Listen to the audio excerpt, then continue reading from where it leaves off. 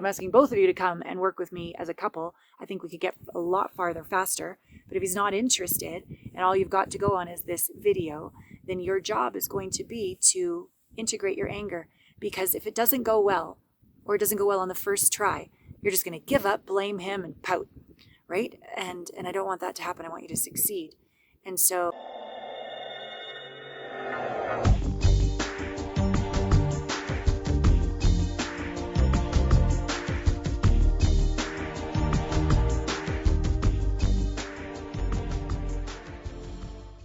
Hello, my beautiful sister. Alana Pratt here, intimacy expert. And your question, I can almost feel the pain behind it. What do you do when all he wants is sex? Now, just for fun, some people would love this problem. I'll just be honest. Some people, he's not interested in sex, or he's interested in sex with other people. So let's just first, right out of the gate, say we have a very high level problem that we have on our hands. But I understand also that it probably makes you feel like a piece of meat, not a work of art. That it sounds like, and I'm reading between the lines because you've only asked like a one-line question, he probably is not as curious about your mind. He's probably not as curious about your heart. He's probably not as curious about your feelings. He's probably just wants your body. So it makes you feel like a commodity, like a thing. And it's very easy to want to shut down and not provide sex. But that if he has that high of a sex drive, there's probably fear that he's just going to go sleep with other people. So you feel sort of like between a rock and a hard place. Like, what am I supposed to do? Someone who's not already a good communicator, trying to communicate with them is hard. I get that. Quite often I find in couples counseling, the way I do couples counseling is I do a session for her, a session for him, a couple session. Repeat, 1 to 3, 1 to 3. Because as fun as it is to blame the other, they're generally a catalyst to trigger us to do our work. They're a gift. Doesn't feel like a gift, but they're a gift. And so in a session with him, it's easier to hear from me than hear from you where you're disappointed or feeling used or sad or mad. When it's directly from you, it's pretty instant deflection, defensive, justification, excuses, etc. if this has been an issue for a while. So having a third party can be very, very effective in letting him contemplate something because you're not right there in front of him. So I would encourage you to consider that with me. But in the meantime, what I would encourage you to do is like to go this direction and go totally over to this direction is too hard of a jump. But to kind of be where you are and sort of wiggle it a bit over, you'll get there better. What am I talking about? So if you're just like, no more sex until he cares about my mind and my heart, it's not going to go well. It's too much of a jump. But to use what's already working, sex, and begin to shift it in a way that works for both of you. We're already in that trajectory. We've already got momentum in that direction. So I would say for you to take on the role of being more alluring and inviting and seductive and coy and bring richness into your sexuality in a way that you want. So it's sort of like a sandwich, whereas I love making love with you. It would make the middle of the sandwich, it would make me so happy if we could have 10 minutes of sensual massage first before we get down. And you've got the massage oil, you've got the massage video, you've setting him up to win so he knows what to do, he just follows along. Here's the, like, you know what I'm trying to say? So it's bringing in, it's gratitude right out of the gate, it's invitation of what would make you happy, and then at the end, praise him for having massaged you, for example. You might also say, tonight at 7:05, I'm going to have no underwear on and my sexiest red dress. And it would make me just juicier than anything if you would ask me how my day was. And I will slowly but surely raise my skirt. And so that by 7:25, you better be ready because I'm going to jump your bones.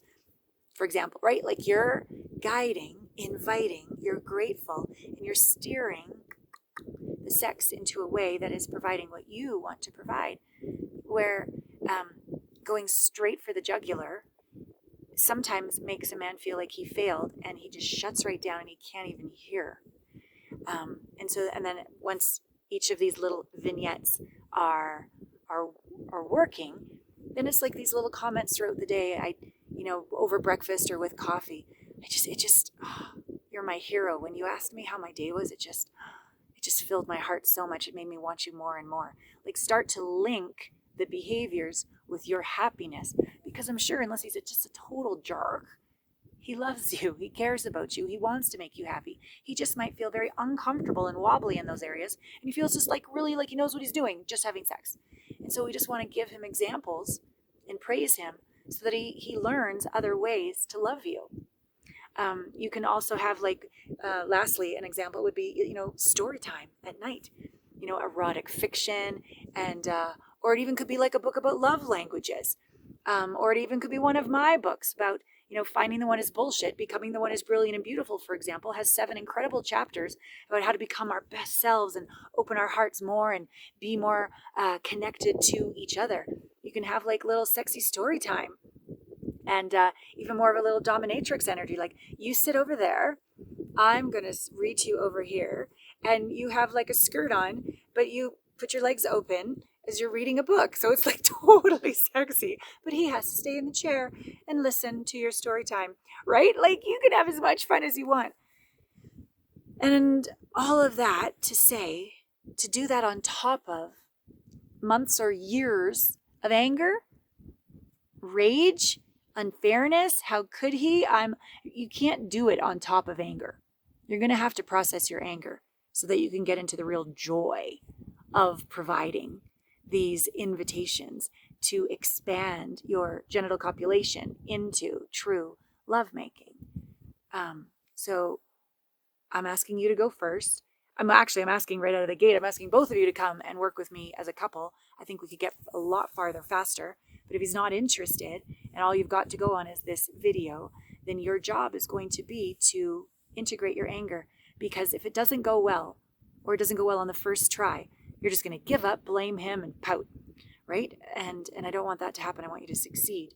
And so you can't create on top of an emotional trigger. You can't create on top of an emotional charge. You can't create on top of unhealed, unresolved wounds of the heart. They energetically will just continue to push away the very intimacy you deserve and desire. And so you must take on that I will integrate my anger so that I can truly invite a deepening of intimacy in my relationship.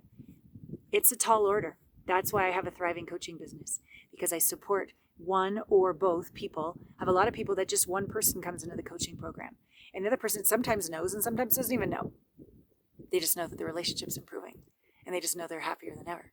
So I would encourage you, regardless, to book an intimacy breakthrough experience call with my intimacy success advisor, Natalie, and really get down to the blind spot that is creating a life where you are not being treated like a goddess, where not just your body, but your body, mind, and spirit are all being honored.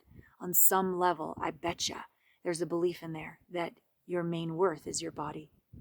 You're not clear of your worth in your heart and your spirit and your soul and your intelligence. So you sort of lead with where you win, but you're now at a place where you're feeling really alone.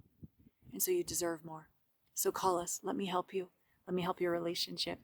And by this time next year, looking back, you'll be like, dang, it's the best decision I ever made. And we have an amazing, epic community where you'll feel very welcome. And you won't be crazy. Your desires aren't crazy. Everybody's striving to, create the best life ever. Everyone's willing to sit in the fire and do the inner work. Everyone's committed to a delicious existence. So we welcome you. We welcome you. All my love.